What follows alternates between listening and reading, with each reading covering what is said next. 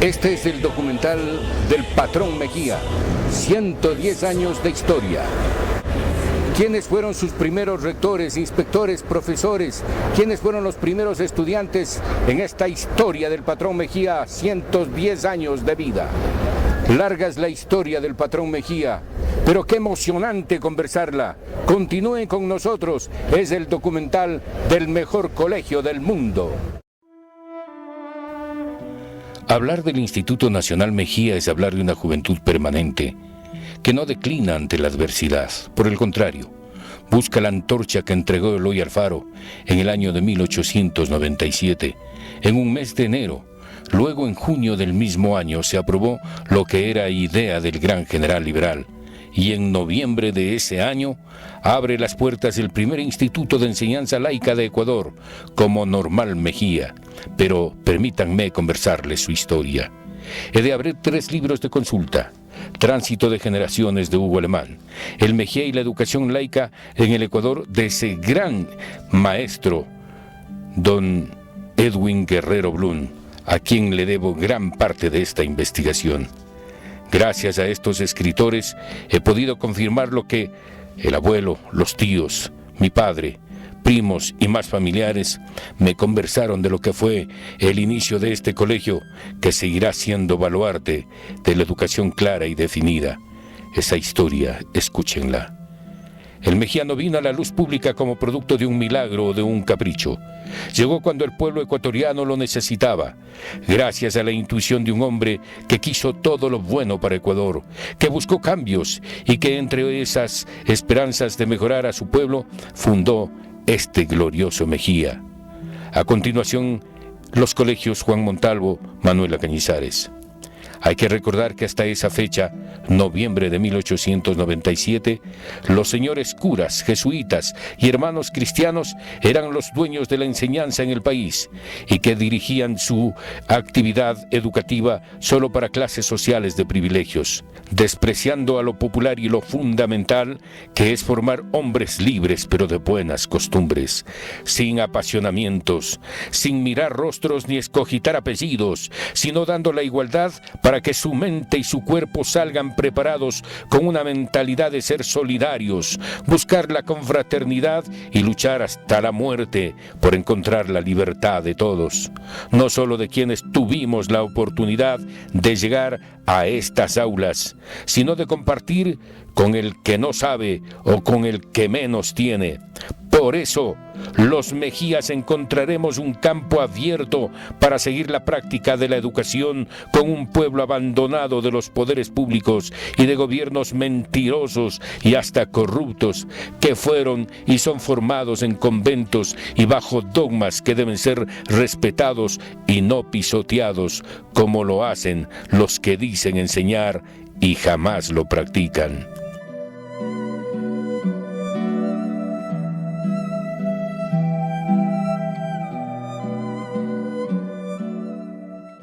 Este Mejía tiene esa misión, porque quienes fueron los pensadores de formar una escuela laica propusieron terminar con el fanatismo, sobre todo de frailes extranjeros que impusieron programas de estudios traídos de los países a los que pertenecían y que no permitieron jamás cuestionamientos educativos.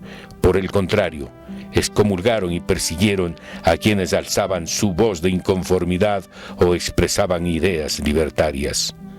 Los primeros liberales que llegaron a Quito con Eloy Alfaro a la cabeza tuvieron la decisión de sacar de la oscuridad y de la ignorancia a la mayoría de un pueblo que vivía sumiso y llevarlo con la luz al pensamiento libre y al apego de la ciencia.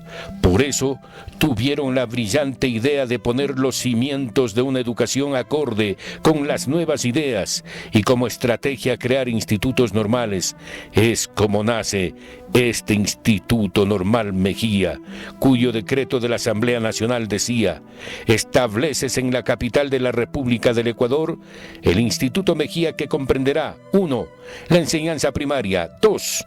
La secundaria y 3. La pedagogía y la enseñanza normal y preparatoria para institutos de enseñanza superior y también primaria. Asimismo, pertenecían al Instituto Normal Mejía los gabinetes y museos con todos los aparatos y útiles, las haciendas y las casas que son del Estado, con los semovientes y muebles que fueron entregados a los hermanos cristianos.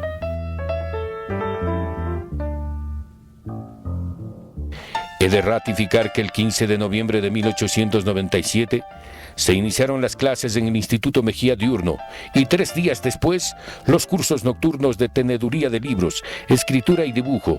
El primer rector fue el doctor Valdemar de Corap, alemán, que duró muy poco tiempo en sus funciones, ya que en esa época, en el mes de diciembre, ya hubo conflictos con el Consejo Municipal de Quito y con el profesor Vázquez, porque el Consejo Municipal Capitalino había asignado 500 sucres mensuales al Instituto Mejía, y el rector consideró que podía disponer de ellos para lo que requiere el plantel, mientras el Consejo Municipal quería que se distribuyera en útiles escolares para los más pobres.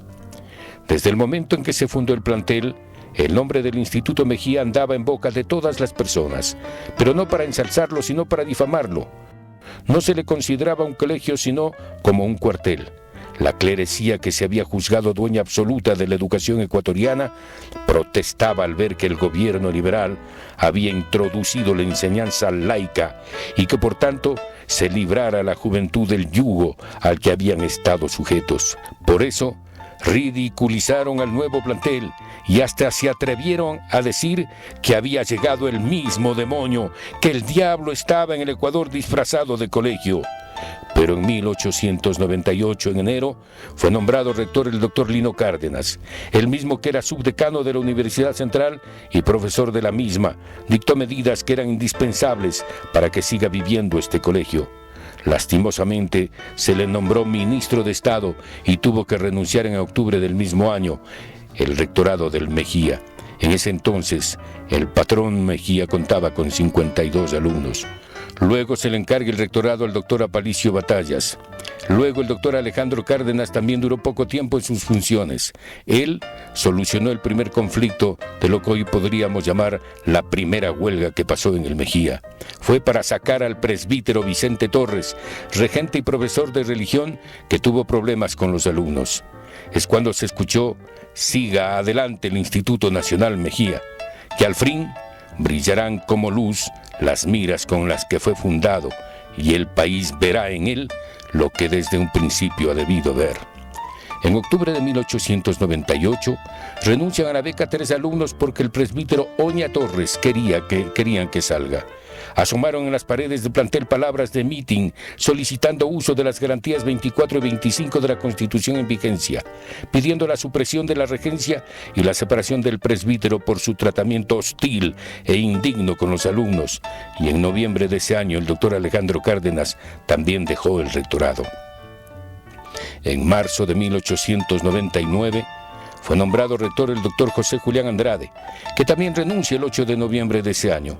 En ese corto tiempo se refaccionó el edificio que pertenecía a los hermanos cristianos, donde vivió largo tiempo el hermano Miguel, pero ya se encontraba en malas condiciones y se invirtió una buena cantidad de dinero, donde tuvo que ver el profesor Luis Napoleón Dillon, porque manejaba el asunto económico con mucha cautela.